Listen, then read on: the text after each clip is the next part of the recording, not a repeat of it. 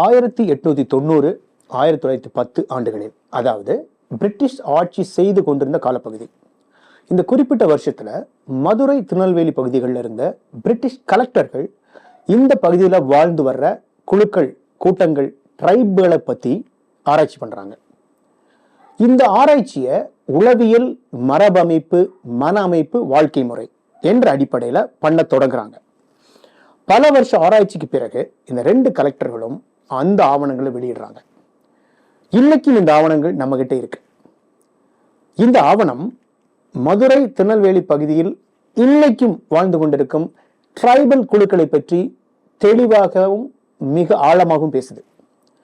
எந்த விதமான ஆகாவோக கதைகள், பொய்களை எல்லாம் சொல்லாம இந்த குழுக்களின் உண்மையான முகம் என்ன என்பதை தெளிவாக பேசுறாங்க.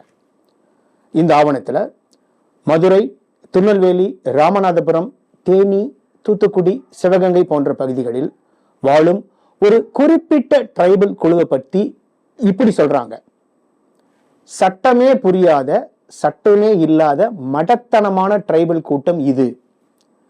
இந்த ட்ரைபல் கூட்டத்தின் பெயரை தெளிவா இந்த ஆவணம் பேசுது.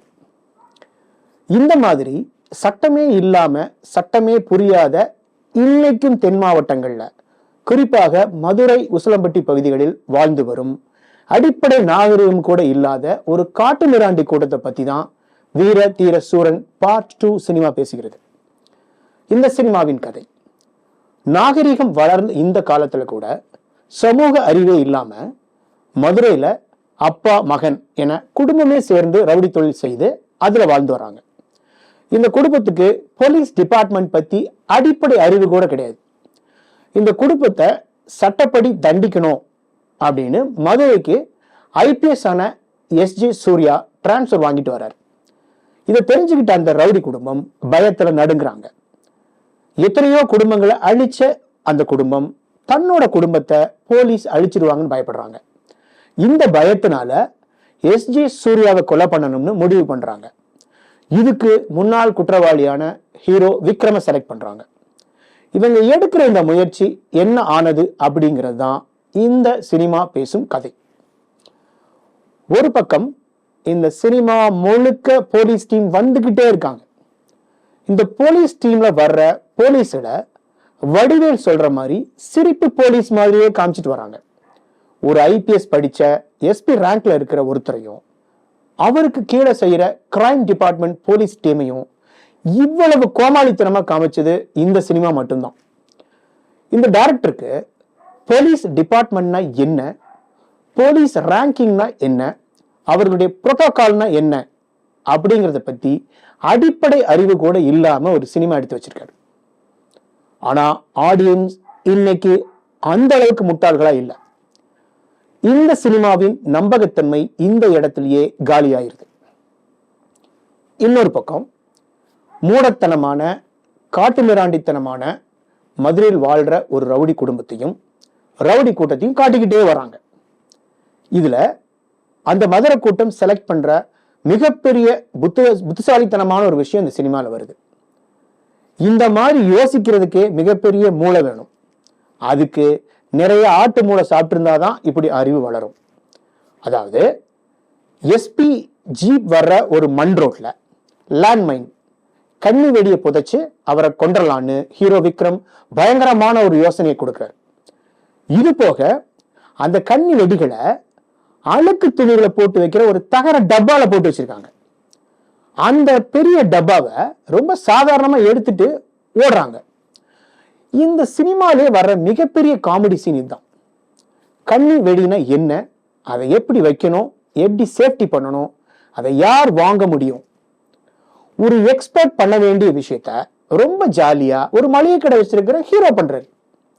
இந்த டைரக்டருக்கு கண்ணி வெடியை பத்தி அடிப்படையே தெரியல.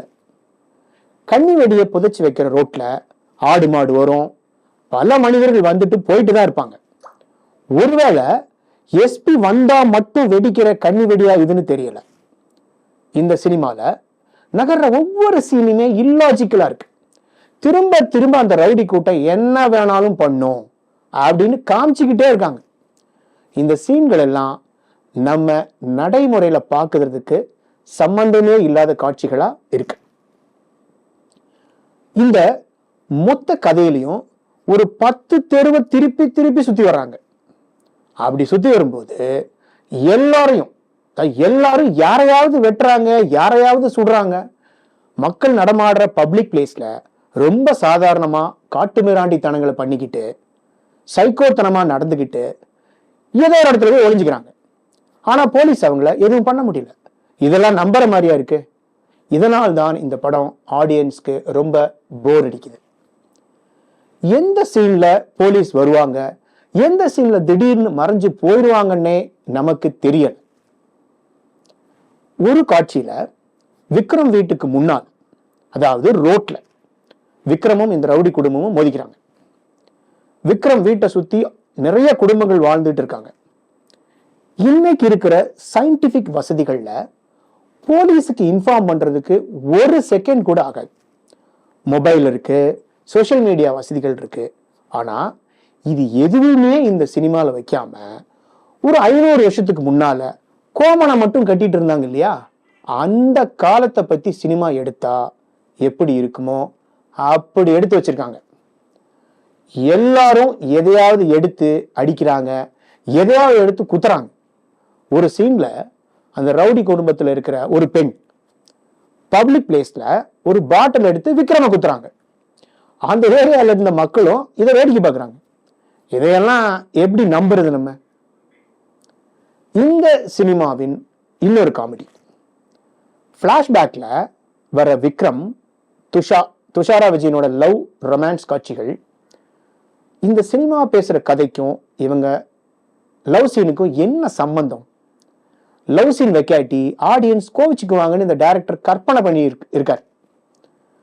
விக்ரம் துஷாரா லவ் சீன் எல்லாம் விஜய் டிவி, சன் டிவி சீரியல்ல வர்ற லவ் சீன் மாதிரியே எடுத்து வச்சிருக்காங்க. இதெல்லாம் எவ்வளவு காமெடியா இருக்குன்னு இந்த சினிமாவை பார்த்து நீங்க தெரிஞ்சுக்குங்க. அதாவது அன்வான்ட் லவ் சீன்ஸ்.